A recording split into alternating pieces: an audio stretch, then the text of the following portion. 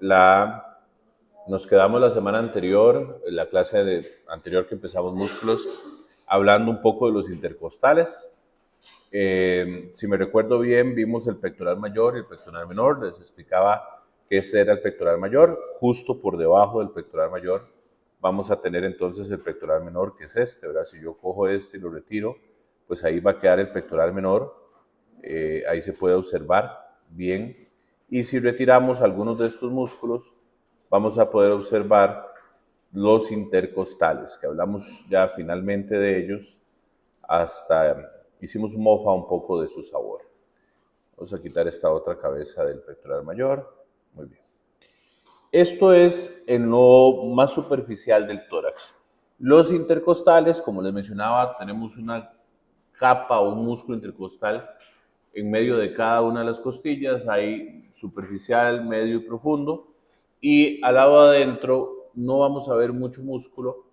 Lo que vamos a ver ya son vísceras como los pulmones, el corazón, el timo, entre otros, ¿verdad? Entonces, en realidad, si yo retiro todos los intercostales, ahí quito el externo, el interno, el profundo, el íntimo, como le quieran decir, ya voy a ver vacía la caja, ¿verdad? Alguna que otra referencia muscular interna, pero básicamente ya voy a poder ver ese espacio donde habitualmente vamos a ver otros órganos de otros sistemas. Hablamos la semana anterior también del platisma, del esternocleidomastoideo. Bueno, ahí está un poco cubierto por el platisma. Vamos a movernos hacia un lado. En este caso voy a elegir el lado derecho, el hombro derecho del paciente, porque la derecha y la izquierda siempre es la del paciente. De verdad presten mucha atención, porque vieran la cantidad de veces que sufren porque contestaron en el examen todo al revés. La derecha a la izquierda, porque no se fijaron que era la del dibujo, la de la imagen, la del video, no la mía. Entonces siempre ubíquense en el paciente. Muy bien, en el hombro, cubriendo el hombro, nosotros vamos a tener este músculo que es el músculo deltoides, conformado por cabezas, por 3 cabezas, pero en conjunto se llama el músculo deltoides. Este músculo que está ahora de color celeste es el músculo deltoides. Repito, el deltoides. No existe deltoide, ¿verdad? El nombre es con S, aunque sea solo uno, es con S, deltoides. Es como Lourdes. Lourdes es solo una y se llama Lourdes, no Lourde, ¿verdad? Igual, para que no los confunda porque es una palabra nueva. Entonces, el músculo deltoides. Y básicamente lo que le da es una cobertura a la articulación del hombro, insertándose en la zona del proceso de la escápula, de la clavícula por delante y en el húmero, en el tercio proximal del húmero. Entonces, nos ayuda a ¿qué? A la elevación del brazo. Vamos a ver cómo funciona este músculo un poquito ahí. Vamos a cargarlo. Ahí está, ¿ven? El deltoides. Vean la elevación del brazo. ¿De acuerdo? Básicamente, eso es lo que hace el músculo deltoides. Tengo el deltoides derecho y también tengo el deltoides izquierdo. Se divide en cabeza anterior, media, posterior. Yo no les voy a preguntar por las cabezas del deltoides, porque no tenemos esa opción. Después vamos a continuar con el miembro superior. Vamos a irnos a la espalda y aquí podemos apreciar, ya lo habíamos mencionado en la clase anterior, pero aquí lo apreciamos en su máximo esplendor ahora, el músculo trapecio, que va a tener un velo derecho y un velo izquierdo, pero en realidad es un solo músculo que abarca la columna, ¿verdad? Y que abarca hombros y alguna parte de la espalda. El músculo trapecio lo puedo apreciar por delante, es el que forma estos rebordes que tenemos aquí en el cuello lateral bajo. Muy bien. Este es el músculo trapecio. Voy a quitarlo. Lo corté y lo eliminé. Al cortarlo y eliminarlo, puedo apreciar músculos profundos en el cuello posterior y en la espalda. Vamos a empezar con el cuello posterior y podemos observar por aquí el músculo esplenio de la cabeza. Creo que lo mencionamos un poco cuando vimos cuello la semana anterior, que no lo deben de confundir con el otro esplenio, que es todavía más profundo. Voy a quitar el esplenio de la cabeza y el esternocleidomastoideo del lado izquierdo para poder señalar el esplenio cervical, que está más profundo. Ahí en el cuello vamos a tener muchos músculos semiespinosos y demás, pero estos en general en el cuello posterior son los que más me interesan. Siendo un poquito más hacia abajo, me voy a encontrar con este músculo, que es el músculo romboides mayor, porque tiene forma de rombo. Y si existe un romboides mayor, significa que debe haber otro que tiene la misma forma, más pequeño, que se va a llamar como romboides menor. Pero bueno, este es el que se aprecia cuando quito el trapecio. Puedo observar el músculo romboides. Tengo el romboides izquierdo y el romboides mayor derecho. ¿Verdad? Por acá arriba podemos apreciar otros músculos, por ejemplo, el romboides menor y el serrato posterior. No quisiera confundirlos demasiado, voy a quitar estos los dos romboides en ambos lados, y aquí pueden observar ustedes el serrato posterior. ¿Por qué se llama serrato? Este es un músculo ya profundo en la espalda alta. Se llama serrato porque cuando vemos las dos partes, la derecha y la izquierda, ven que cierra de forma parecida, según ellos, según esos anatomistas, a un serrucho, a los dientes de un serrucho, ¿verdad? Aquí no se aprecia tanto, pero esa es la idea original de por qué se llama así. Serrato.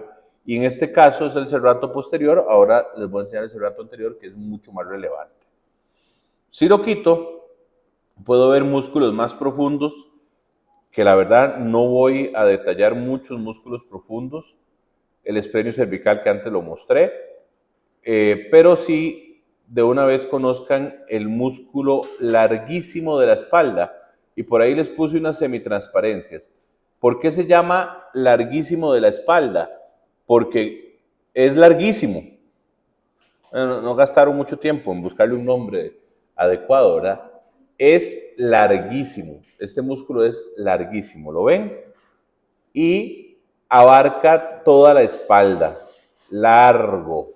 Recuerden que largo no es tamaño ni distancia, largo es forma. Entonces este se llama larguísimo porque es una forma muy alargada, tanto que le permite recorrer a la orilla de la columna prácticamente toda la columna vertebral, dándole diferentes opciones para elongar y estirar, enderezar ciertas partes de la columna. Obviamente voy a tener el izquierdo y el derecho. Súper. Como pueden ver, la escápula está llena de músculos que están por debajo del proceso espinoso.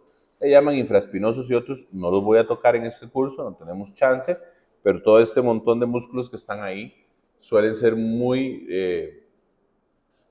utilizados en los procesos de elevar hombros y tirar hombros para un lado y para el otro. Este gran músculo que ustedes ven aquí es el músculo dorsal ancho. Aquí lo puse en semitransparente, aquí lo puse sólido. El músculo dorsal ancho de la espalda. Pero bueno, se queda en dorsal ancho porque solo hay uno. Y es muy fácil, porque es muy ancho y queda ¿en dónde? En el dorso. Este es el músculo dorsal ancho. Tiene un velo izquierdo y un velo derecho. Se inserta sobre la columna con una aponeurosis. Voy a deseleccionarlo para que se vea, digamos, un color más natural y puedan ver esta parte blanca que es la aponeurosis del músculo dorsal ancho. Recuerden que la aponeurosis es un tejido fibroso que une dos velos musculares. Entonces, en la parte superficial de la espalda y de la zona lumbar, yo voy a tener cubierta toda esa zona por el músculo dorsal ancho. Como pueden ver en este, que lo tengo semitransparente, por debajo hay muchos músculos. Entonces, vamos a quitarlos y vamos a ver qué hay en lo profundo de la zona lumbar. En lo profundo de la zona lumbar puedo apreciar este músculo que es el serrato posterior inferior. Recuerden que vimos el serrato posterior antes, me faltó agregarle que era el serrato posterior superior. Este es el serrato posterior inferior. Estos serratos no los pregunto, el que pregunto es el anterior. Se los menciono en clase para que los conozcan. Muy bien, si lo quito, si quito el serrato posterior, puedo ver los músculos paraespinales, los que van a los lados de la columna vertebral, de la columna espinal, siendo uno que ya mencioné, el larguísimo de la espalda o longísimo de la espalda, cualquiera de los dos nombres está bien. Músculo larguísimo o músculo longísimo de la espalda. También tenemos otros músculos paraespinales como los iliocostales, entre otros. Pero bueno, y si yo quito los músculos profundos de la espalda, me voy a encontrar con los músculos todavía más profundos, y por aquí veo incluso los intercostales, ¿verdad? Que se ven en la parte, porque recuerde que el intercostal cubre todo el reborde entre las dos costillas, de lado a lado. Pero no voy a detallar los músculos profundos de la zona lumbar y de la espalda. Entonces, solo lo que les mencioné. Dorsal ancho, serrato posterior rápidamente, longísimo de la espalda, más que todo. Si me voy un poquito hacia la parte lateral de la anatomía, ¿verdad? Si la pueden observar ahí, veo este músculo. Este sí es muy importante porque cuando nosotros hacemos exploración de tórax, quienes estuvieron en la disección de cadáver completo recuerdan que tuvimos que separar este músculo manualmente. Este músculo es el músculo serrato anterior. Y vean cómo abarca, todas esas son las digitaciones, los dedos del músculo serrato anterior. Parecieran como alas que abrazan el tórax. Entonces igual voy a tener el serrato anterior a la izquierda y a la derecha. Se llama anterior porque sus digitaciones se insertan en las costillas, en la parte anterolateral del cuerpo. En la zona del abdomen no hay hueso, pero músculo sí hay. Y es un poquito enredado. Entonces, vamos a prestar muchísima atención para poder chequear lo que nos vamos a encontrar en la zona anterior.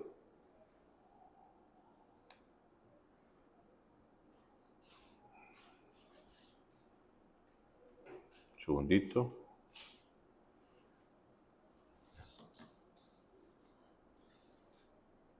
Muy bien. En la zona anterior, en el abdomen, yo voy a tener este gran músculo que estoy señalando ahora en celeste, que es el más superficial. O sea, si yo quito la piel y quito la grasa, el primer músculo que me voy a topar es el oblicuo externo. No tengo que explicarles por qué se llama externo, porque es el más externo de todos, ¿verdad? Es fácil de entender. Se llama oblicuo porque si pueden ver sus fibras musculares, corren de forma oblicua, ¿verdad? No están horizontales ni verticales, no, están oblicuas. Y va de lado a lado, que une el velo derecho y el velo izquierdo en el medio gracias a una gran aponeurosis. Una aponeurosis que tiene algo muy interesante, es esta, que es un pequeño ligamento, no es muy significativo, pero así se llama, que se llama la línea alba, que es como el centro de la pared abdominal anterior, y por eso se parte, todos los músculos se parten en la línea alba, ¿verdad? Ahí se parte. Probablemente la tenemos porque no tenemos hueso, entonces para podernos guindar de ahí.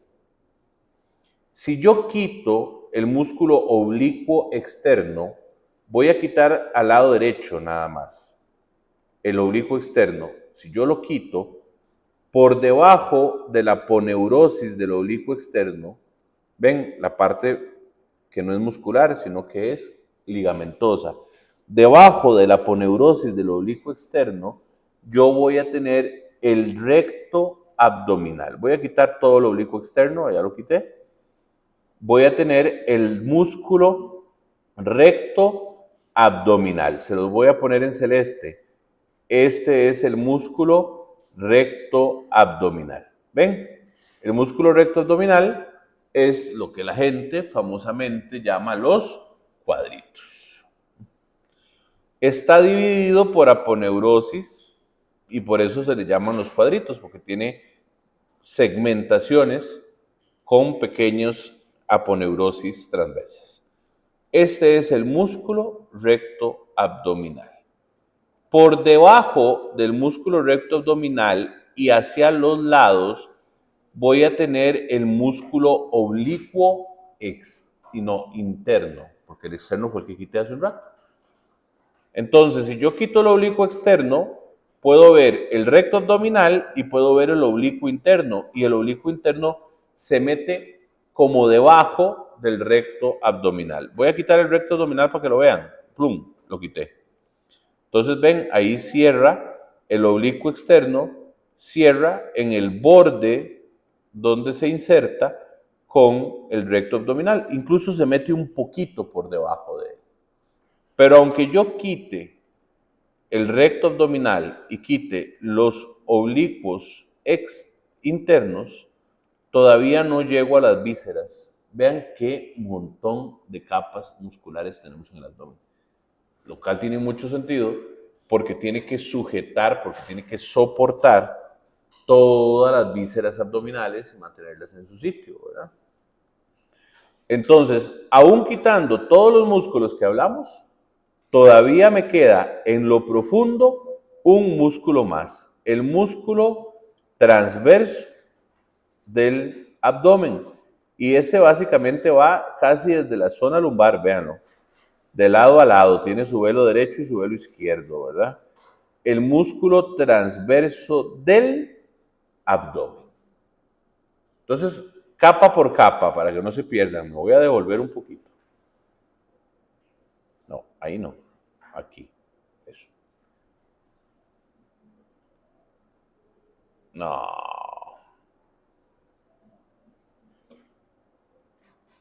No me deja. Bueno, no sé por qué, porque debería de permitirme. Bueno.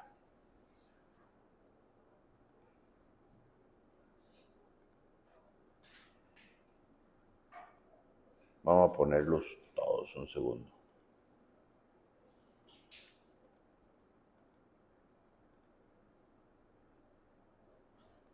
Ahí está. Todos otra vez. El músculo oblicuo externo, ¿verdad? Si lo quito, voy a ver el recto abdominal y el oblicuo interno. Si quito el oblicuo interno y el recto abdominal, voy a ver el transverso del abdomen. Y solo quitando el transverso del abdomen es que voy a llegar finalmente a la cavidad abdominal, donde eventualmente veremos todos los órganos que van ahí, principalmente intestinos. ¿Ven? Todo lo que hay que pasar. Por eso que lo apuñalen a usted y a eso súmele toda la grasa abdominal que uno tiene, entonces no es fácil como que le hagan tanto daño. ¿Todo muy bien hasta aquí? ¿Sí? Vamos comprendiendo esa zona. Bueno, entonces ahí pueden apreciar los músculos del abdomen. ¿Qué otra cosa hay que ver? Hay que ver este músculo que está aquí. Entonces voy a volarme una quitada aquí de músculos. Tum, tum, tum, tum, tum, tum, tum. Vamos a volarnos un montón de músculos aquí para que lo podamos apreciar bien. Ahí, ahí, ahí y ahí. Eso. Ahí se aprecia, sí, ahí se aprecia. Vamos a quitar por detrás también.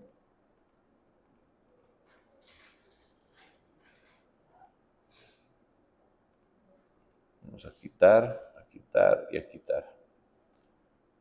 Para que no nos cueste verlo. Todos estos son músculos profundos, elevadores de las costillas y otros, pero eso no los vamos a travesear. Nada de esto lo vamos a travesear. Muy bien. Ahí pueden apreciar el músculo diafragma. El músculo diafragma es este que tiene una forma de paracaídas. Se los voy a poner ahí en celeste, véanlo. Tiene una forma de paracaídas abierto, está en relación con el reborde costal, pero tiene esa forma porque es el límite anatómico entre lo que vamos a considerar vísceras del tórax y lo que vamos a considerar vísceras abdominales. ¿Ok?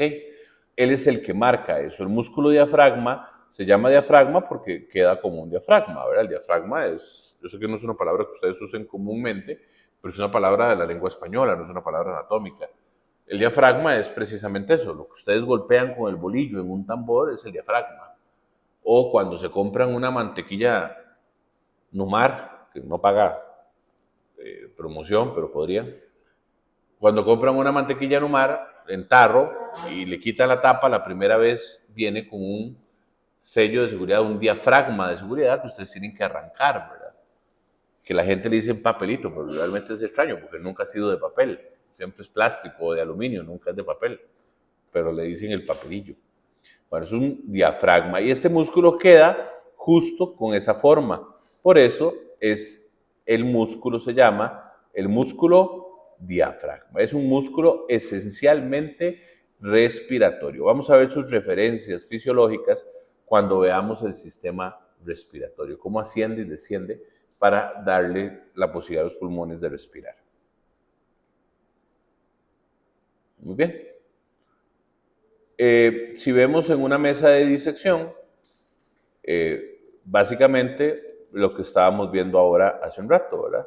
Aquí podemos apreciar que he retirado el músculo recto, este es el músculo transverso, allá no profundo, este es el músculo oblicuo externo, este es el oblicuo interno, ¿verdad? Y si yo retiro esos músculos, entonces, bueno, ahí quedó el saco peritoneal, ¿verdad? Si yo lo retiro puedo ver las vísceras, pero las vísceras están envueltas en una bolsa, ya lo vamos a estudiar cuando hagamos digestivo, ¿verdad?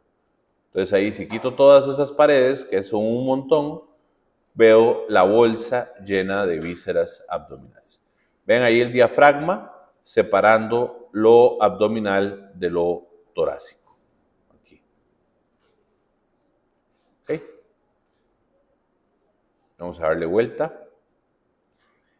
En la pelvis, liberando todo lo demás, en el fondo de la pelvis yo voy a tener los músculos que forman el piso pélvico. La mayoría de estos músculos tienen nombres: transverso del periné, iliococcigio, sacrococcigio, porque van del coxis al sacro, etcétera, etcétera.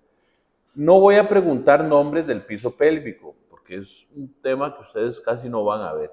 Pero es importante que sepan que en el fondo de la pelvis nosotros tenemos un piso muscular formado por varias capas musculares sujetadas del borde de los músculos. Eso sirve de sostén para todo lo que son vísceras y para todo lo que son estructuras anatómicas en la cavidad pélvica. Son de muchísima más importancia, por ejemplo, en la anatomía femenina que en la anatomía masculina. ¿Y por qué? Porque en algún momento no solo van a sostener las estructuras anatómicas, sino que también van a servir de piso para que se apoye el útero durante el crecimiento del bebé en el periodo de embarazo. Entonces este montón de músculos, iliococcigio, sacrococcigio, ¿verdad? Todos estos músculos, el esfínter del ano, que ese sí lo vamos a ver después de nuevo, cuando veamos digestivo, ¿verdad? Tienen muchísima relevancia. La mayoría hacen esta configuración de atrás hacia adelante con la intención de poder permitir que la pelvis se mueva como en esta forma, ¿verdad? Como empujando la pelvis hacia adelante, que básicamente es un movimiento que se usa para el coito durante los procesos de reproducción.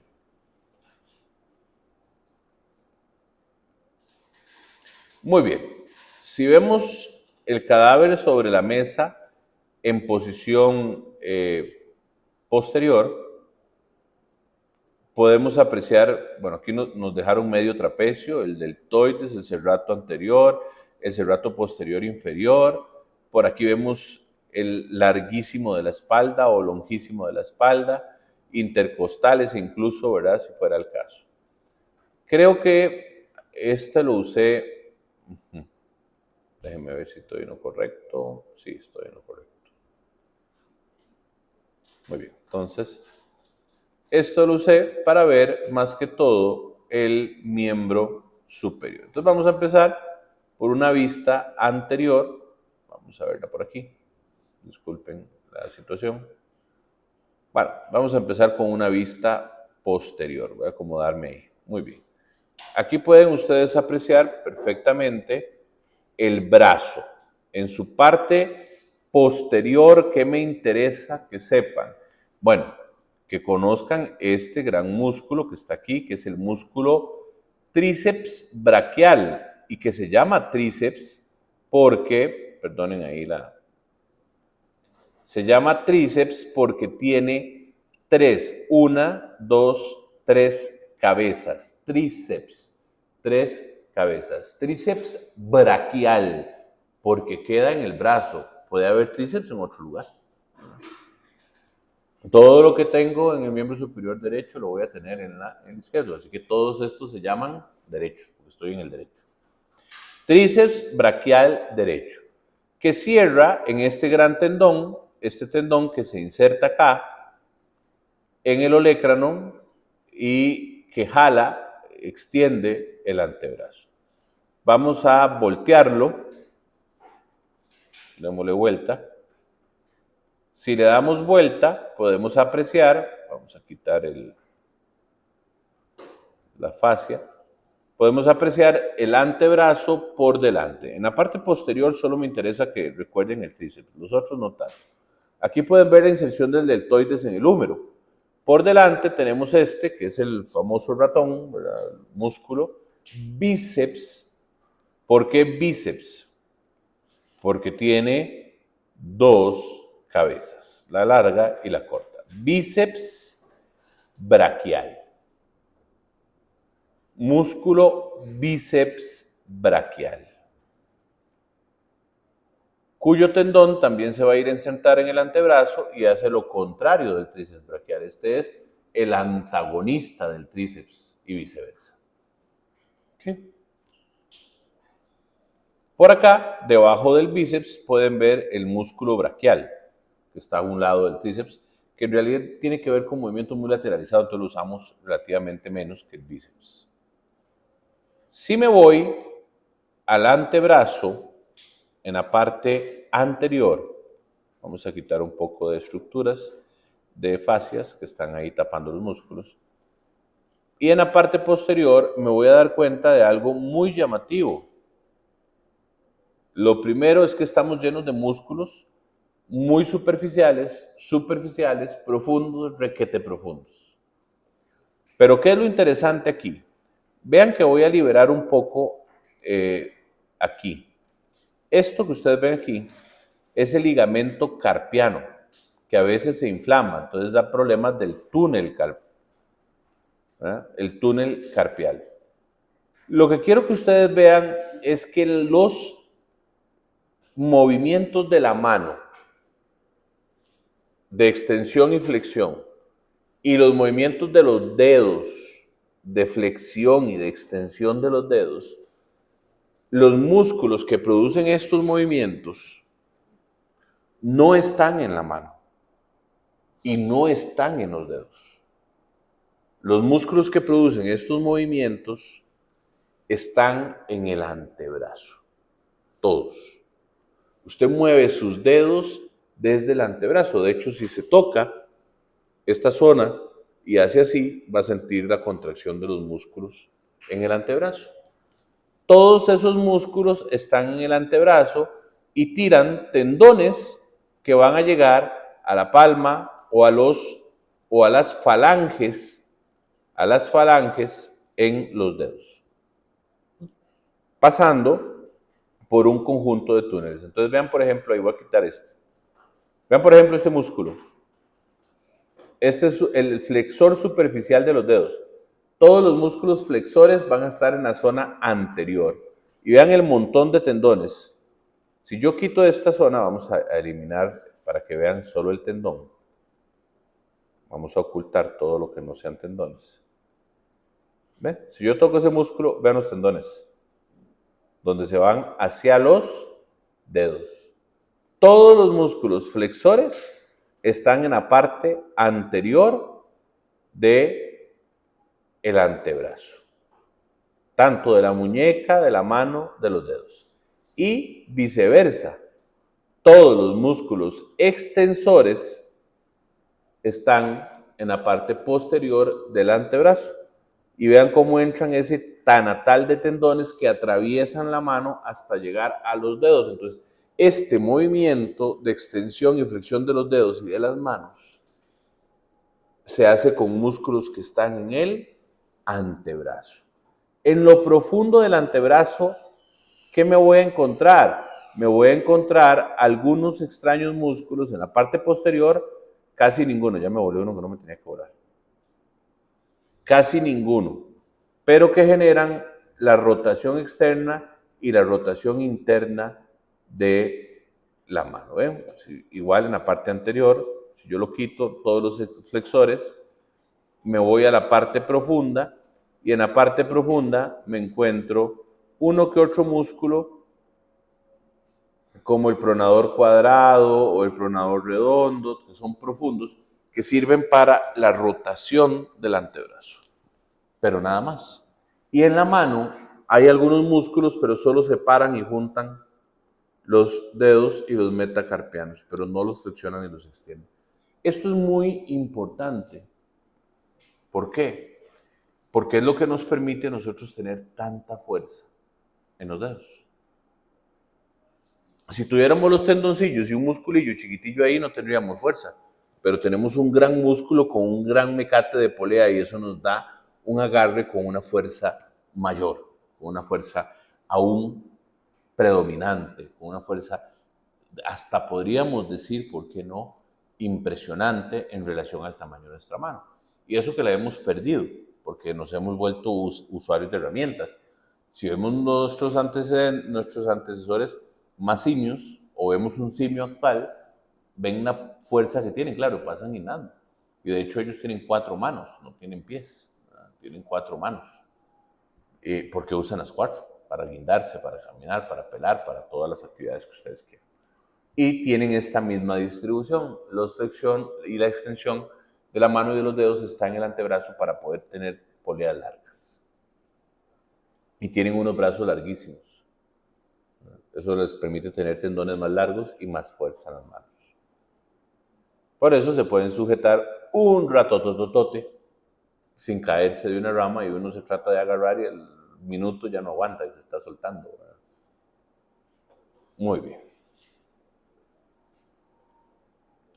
Entonces en la mano realmente yo tengo pocos músculos y los músculos de la mano producen movimientos de separación de los dedos. No flexión ni extensión, sino separación, juntar y separar los dedos y los metacarpos.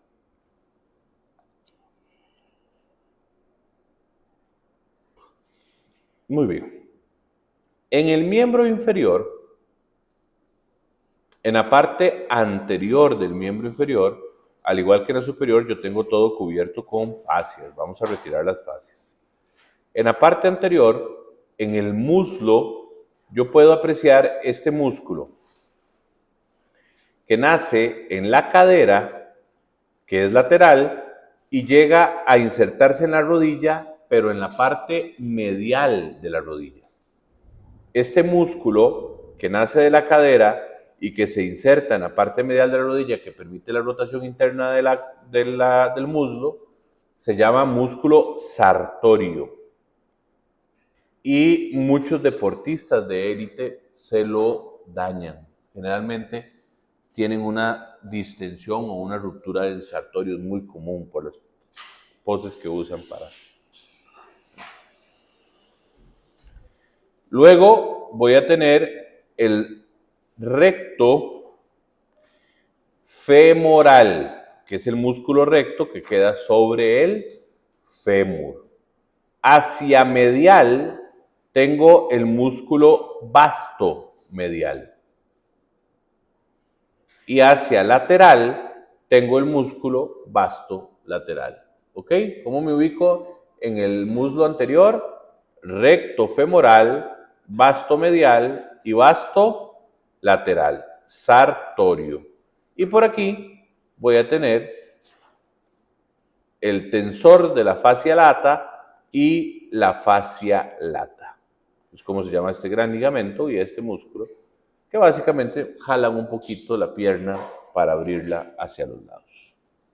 Si lo vemos por detrás, si vemos la parte posterior en el muslo, arriba en la cadera, voy a tener este que, si no me equivoco, no está señalado en el libro en ningún lado, entonces mucha atención porque no está en el libro. Este es el glúteo, la nalga, y se llama glúteo mayor. ¿Eso qué significa? Que si yo lo quito, ahí debajo del glúteo mayor, me voy a encontrar el glúteo medio y más adentro todavía me voy a encontrar otro que se va a llamar glúteo menor. Glúteo mayor, glúteo medio y glúteo, véanlos ahí, los tres otra vez. Glúteo mayor. Recuerden que lo que hay a la derecha y a la izquierda, todos se llaman izquierdo o derecho. Glúteo mayor, lo oculto. Glúteo medio, lo oculto, para poder ver el glúteo menor. O sea, que todos los seres humanos con anatomía completa y normal, en realidad tenemos 3 nalgas a cada lado. A veces no parece que tengamos ni una, pero tenemos 3. Ahí están. Y este músculo es muy importante para ustedes, porque ustedes en el músculo glúteo mayor es donde ponen las intramusculares la mayoría de las veces, igual que en el deltoides. Aquí es donde se inyecta. Muy bien. Aquí es donde se inyecta. Aquí pueden observar y apreciar en el muslo más abajo el músculo bíceps femoral. Vean, recuerden que está el bíceps braquial, ¿verdad? Bíceps femoral. Bíceps porque tiene 2 cabezas. Vamos a ver si por aquí agarro la otra que se ve ahí, ¿verdad? Bíceps femoral. Esta es la cabeza corta y la cabeza larga del bíceps. Tengo el semitendinoso, que queda a la par del bíceps hacia medial. Y luego el semimembranoso, que está por debajo del semitendinoso. Esos son los principales músculos en la parte posterior del muslo. Bueno, por ahí vemos el aductor y otros, que eso no los vamos a ver en este curso, pero aquí sí me interesan estos. Bíceps femoral, semitendinoso y semimembranoso. El semimembranoso es bien grande, pero está debajo de estos dos. Lo aprecian ahí, ¿verdad? Muy bien. Si me voy a volver a ponerlo boca arriba, ¿verdad? Si me voy a la pierna, en la parte anterior prácticamente no tengo nada. En la parte anterior de la pierna lo que tengo es la tibia, el hueso, legítimamente el hueso. Pero hacia lateral, entre la tibia y la fíbula, voy a encontrarme este músculo que es el músculo tibial anterior. No se les va a olvidar porque está justo anterior a la tibia. Hacia lateral sí tengo algunos músculos y algunas estructuras. Bueno, voy a quitar aquí un poquito las fascias para poder ver el músculo peroneo largo, ahí donde da el peroné. Y si lo veo por detrás, en la parte posterior, sí que tengo un músculo muy importante. el músculo gastrocnemio o tríceps sural, como le llaman en algunos textos. Pero la verdad es que gastrocnemio es el nombre más habitual en América Latina. Los ratones, los gemelos, de todo le dicen, ¿verdad? El gastrocnemio. El gastrocnemio, que tiene esas dos grandes cabezas fuertes y poderosas, tiene un sentido que sea tan gordo y tan poderoso, porque es el que está unido a este señor de aquí, el tendón calcáneo. Tendón calcáneo o tendón de Aquiles. El tendón calcáneo o tendón de Aquiles. ¿Por qué se le dice tendón de Aquiles? Bueno, porque antes cuando se usaban nombres propios, se le ponían nombres propios o de la persona que lo descubrió, que no es el caso, o representativo a algún personaje importante de la época, ¿verdad? En honor a ello. Este en particular se le llama así por la historia de Aquiles, ¿verdad? Que ellos pensaban que Aquiles era hijo del dios de la guerra no reconocido, porque era un gran soldado que peleaba mucho y casi nunca lo herían y mataba gente más grande y mataba grandes cantidades de... O sea, era una herramienta importante. Si usted quería un ejército, usted quería a Aquiles en su ejército, ¿verdad? Eso era una realidad. Y dicen que lo que pasó fue que cuando él nació, su padre bajó del Olimpo y se lo llevó a una caldera especial de los dioses y lo sumergió en esa caldera y lo sacó, generándole un escudo protector, y que por eso a Aquiles no lo mataban y no lo herían en la guerra, porque tenía un escudo protector porque el papá lo había sumergido. Pero lo sumergió agarrándolo de los tendones calcáneos, de los talones, ¿verdad? Y al meterlo en la olla y sacarlo, los talones no se cubrieron con ese escudo protector porque el papá lo tenía agarrado de ahí.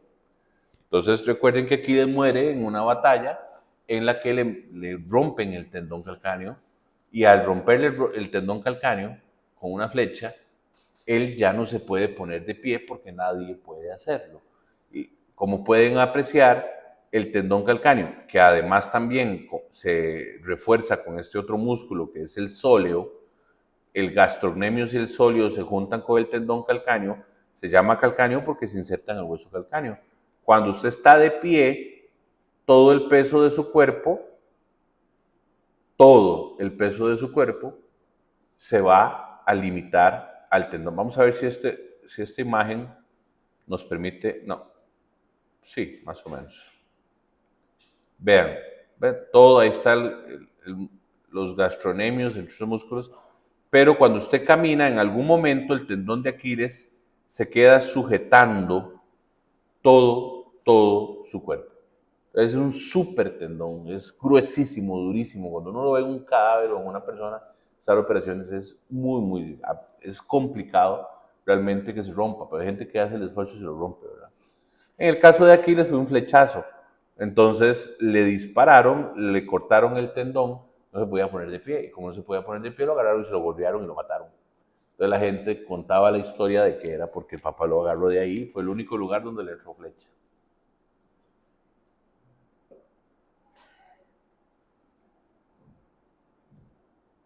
Muy bien, por ahí vamos a tener algunas estructuras como la poneurosis plantar y músculos plantares, porque el pie es un poco diferente a la mano, ya que nosotros somos bípedos, entonces nos volvimos bípedos haciendo un ángulo de 90 y poniendo el pie prácticamente tieso para que sea una plataforma. Entonces ya no tenemos mano ahí, tenemos pie, y el pie es una bisagra, ¿verdad? Más que todo lo que hace es eso.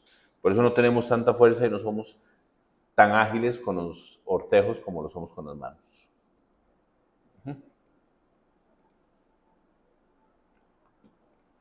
Entonces ahí pueden apreciar rápidamente cómo era este: sartorio, recto femoral, vasto medial porque queda hacia medial, vasto lateral porque queda hacia lateral. Por aquí pueden ver la fascia lata o el tracto y el tensor de la fascia lata.